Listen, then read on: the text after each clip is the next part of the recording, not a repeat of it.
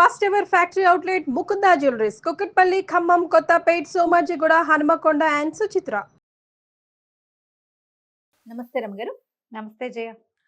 రమగారు, సాధారణంగా ఉద్యోగాలు చేసినా వ్యాపారాలు చేసినా ఏం ఆలోచిస్తామంటే డబ్బు. ఎవరు ఏది చేసినా దానికోసమే కదండి.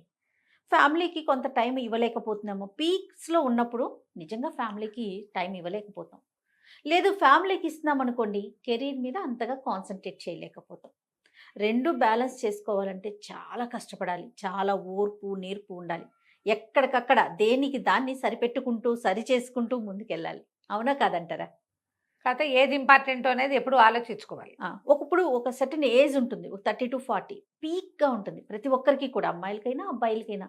ఉద్యోగం చేస్తున్నా లేకుంటే వ్యాపారం చేస్తున్నా కష్టపడటానికి ఎక్కువ అవకాశం ఉంటుంది, సంపాదించడానికి ఎక్కువ అవకాశం ఉంటుంది. ఇంకొంచెం కష్టపడితే ఇంకొంచెం పెరిగే అవకాశాలు కూడా ఉంటాయి. అదే టైము మనం పెళ్లి చేసుకునే టైం, అంటే ఫ్యామిలీకి కూడా. దీన్ని బ్యాలెన్స్ చేయాలా, దాన్ని బ్యాలెన్స్ చేయాలా, భలే ఇబ్బంది పడిపోతూ ఉంటారండి కెరీర్లో ముందుకెళ్లే వాళ్ళు. ఒక్కోసారి అది క్లిక్ అవుతుంది, ఒకసారి ఇది క్లిక్ అవుతుంది. అవును అవును, అందరికీ ఒకటే క్లిక్ అవుతుందని అసలు చెప్పలేము మనం. అస్సలు చెప్పలేమండి, చెప్పలేము. ఫ్యామిలీ సపోర్ట్ దాని మీద కాన్సన్ట్రేట్ చేయి అన్నావా ఇది తన్నేస్తుంది. కెరీరే ఇంపార్టెంట్ అంటే చివరికి లేట్ ఏజ్లో పెళ్ళిళ్ళు పిల్లలు అసలు అవి కూడా లేకపోవటం. అప్పుడేమనిపిస్తుంది, కెరీర్ ఉండి ఫ్యామిలీ లైఫ్ లేకపోతే ఉపయోగం ఏంటి అనిపిస్తుంది కదా. ఓ పాత కథ ఉంది దీని మీద. ఇదివరకటి కాలంలో ఇలాంటి కథలు ఉండేవా అని ఆశ్చర్యంగా ఉంటుంది. సరే, కథకి వెళ్ళే ముందు మీ ఒపీనియన్ చెప్పండి నాకు. ఎట్లా ప్లాన్ చేసుకోవాలి? బ్యాలెన్స్. నేను చెప్పిందే చెప్తున్నారు రమ్మగారు, మీరు చెప్పండి రమ్మగారు.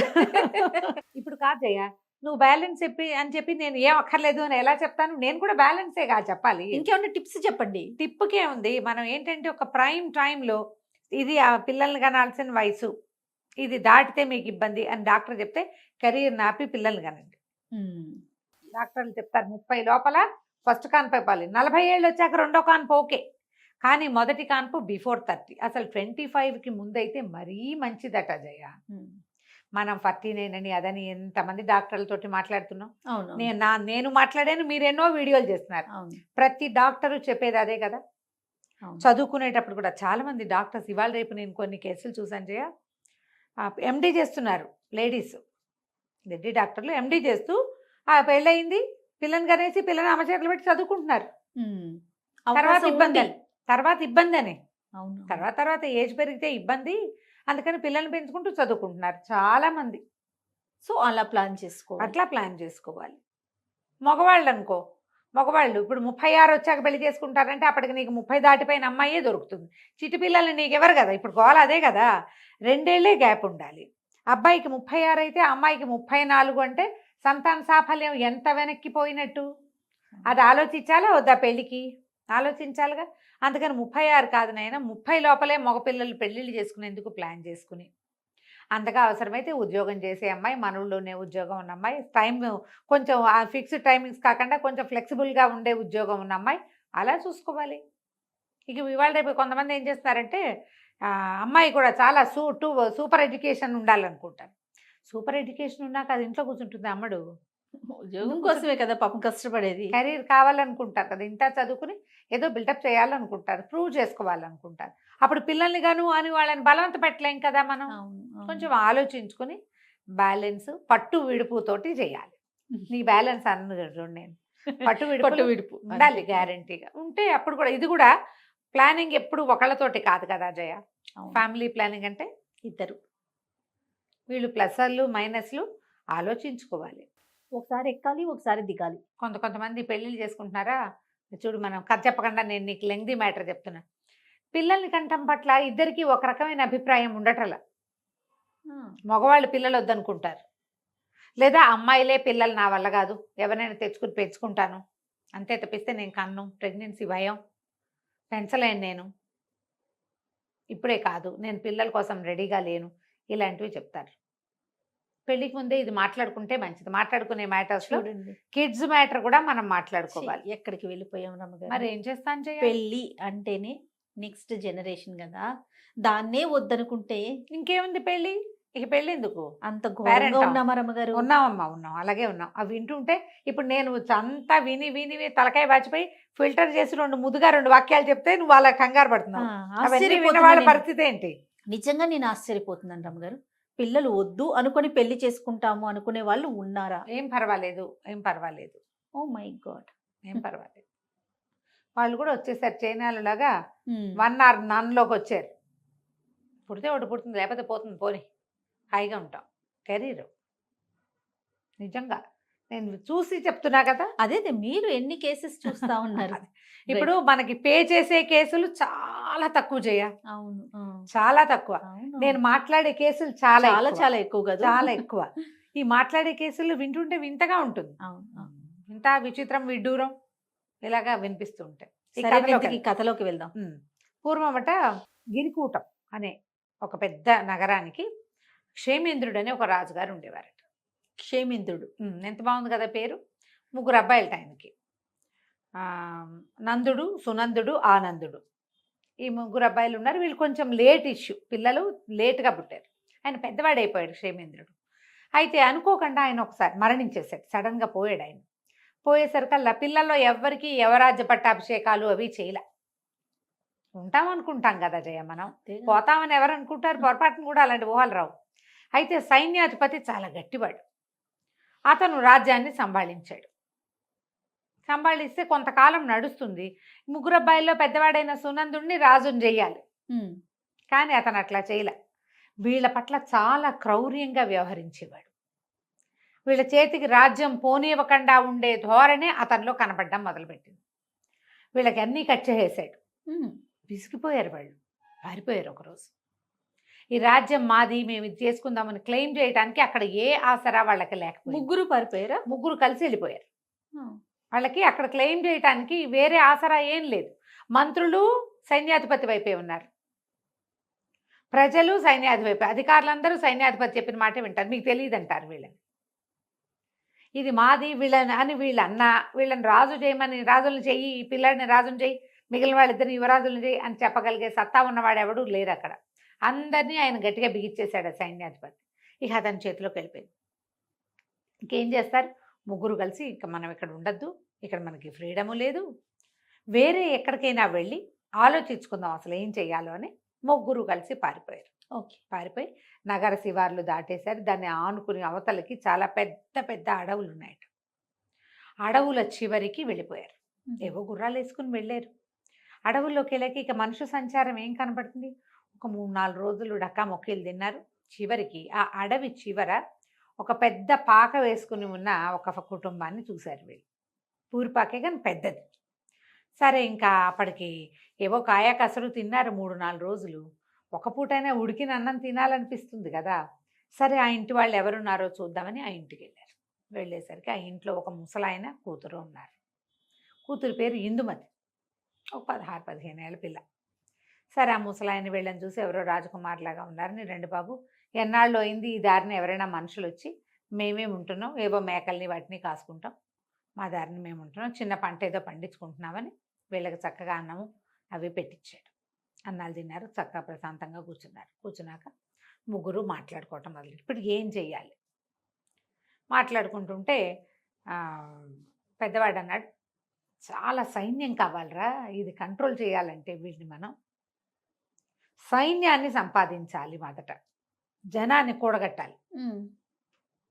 ఎంత సైన్యం ఉంటే అంత మంచిది మనకి. అప్పుడు సైన్యంతో సహా విరుచుకుపడి మన రాజ్యాన్ని మనం లాక్కోవచ్చు. బాగుంది కదా. అక్కడి నుంచి 2వ వాడు అన్నాడు, నందుడు, కాదు సైన్యం కాదు, డబ్బు కావాలి. వాళ్ళందరినీ వాడు అధికారంతో కొనేశాడు, మనం డబ్బుతో కొనాలి, డబ్బు బాగా సంపాదించుకురావాలి, డబ్బే ముఖ్యం. ఈ మొత్తం సమాజం అంతా మన చేతిలోకి రావాలంటే అడిగిన వాడికి అడగని వాడికి డబ్బుతో కొట్టేయాలి వాడిని. ఇది కూడా పాయింట్. 3వ వాడిని అడిగారు, ఏరా ఆనంద, నువ్వేం చేస్తావురా అని. ఏమో ఇంకా ఆలోచిస్తున్నాను, చెప్తాను అన్నాడు. ఆ అబ్బాయి దృష్టి వాళ్ళతో పాటు ఆ కబుర్లు వీళ్ళు మాట్లాడుకుంటుంటే ఆ మాటలు వినడానికి వచ్చి కూర్చున్న ఇందుమతి మీద ఉంది. పెద్దవాళ్ళిద్దరి దృష్టి రాజ్యం మీదే ఉంది. సరే, ఇంకా ఒక పూట గడిచాక కొత్త స్థిమితపడి 4 రోజుల నుంచి ప్రయాణం చేశారుగా, స్థిమితపడ్డాక వాళ్ళ దగ్గర నుంచి ఏదో కాస్త తినుబండారాలు ఒక 2-3 రోజులకు సరిపడా మూట కట్టుకున్నారు. అన్నదమ్ములు ఇద్దరు చెప్పారు. ఒకళ్ళు ఈశాన్యానికి, ఇంకోళ్ళు వాయవ్యానికి బయలుదేరారు. మేమిద్దరం చెరో వైపుకి వెళ్తాం. ఒకళ్ళు డబ్బులు సంపాదించుకొస్తామన్నారు, ఇంకొకళ్ళు ఇంకొకరు సైన్యం సైన్యం. తెచ్చుకుంటా అన్నారు. ఆనందుడు అన్నాడు, సరే మీ ఇద్దరు బయలుదేరండి, నేను ఆలోచించుకుని నా దారి నేను బయలుదేరుతాను అంటే ఆనందుడి గుర్రం ఇక్కడే విడిపోయింది. సునందుడు నందుడు చేరో గుర్రం మీద చేరో పక్కకి వెళ్ళిపోయారు. తర్వాత ఏమో మాట్లాడుకున్నారంటే 10 సంవత్సరాల తర్వాత ఇక్కడే కలవాలి అని మాట్లాడుకున్నారు. 10 ఏళ్ళు ప్రయత్నం చేద్దాం, మన రాజ్యం మనకి ఎక్కడికి పోదు, మన అందరూ గుర్తుపడతారు, రాజుగారి అబ్బాయిలో మన జన్మపత్రికలు అన్నీ అక్కడే ఉంటాయి. ఓకే. 10 ఏళ్ల పాటు ఒకటిది సంపాది, మూడో వాడికి తోచింది సంపాదించుకొచ్చి మన రాజ్యాన్ని మనం స్వాధీనపరచుకుందాం. ఆనందం అన్నాడు, మీ ఇద్దరు చెరో దారిన వెళ్ళండి, నేను కూడా ఇక్కడే కలుసుకుంటాను మిమ్మల్ని అని చెప్పాడు. సరే 10 సంవత్సరాలు సుదీర్ఘమైన రోజులు గడిచిపోయినాయి. 10 సంవత్సరాలు అంటే 3650 రోజులు గడవాలి, అంతే కదా సంవత్సరానికి. ఏడాదికి 365, 10 అంటే ఇంటూ 10 వేసి ఆ సున్నా దీని పక్కన అంతే. చేస్తుంది కదా. 3650 రోజులు Yes, yes. వెళ్ళిపోయారు.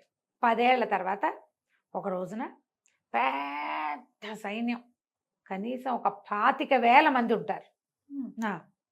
సైన్యం ఆ గుడిసె వైపుకి నడిచొచ్చింది. ఇంకో పక్క నుంచి గాడిదలు, కంచరగాడిదలు, గుర్రాలు, లొట్టిపిట్టలతోటి ఇంకొక పెద్ద వ్యాపారస్తుల బిడారు ఇంకొక పక్క నుంచి నడిచొచ్చింది. ఈ సైనికులతో వచ్చిన వాడు ఒకడు ఆజానుబాహువు, కణతల దగ్గర అక్కడ నెరిసి ఉంది, గడ్డం నెరిసిపోయింది, కానీ మంచి బలశాలి ఆజానుబాహుగా ఉన్నవాడు ఒకడు.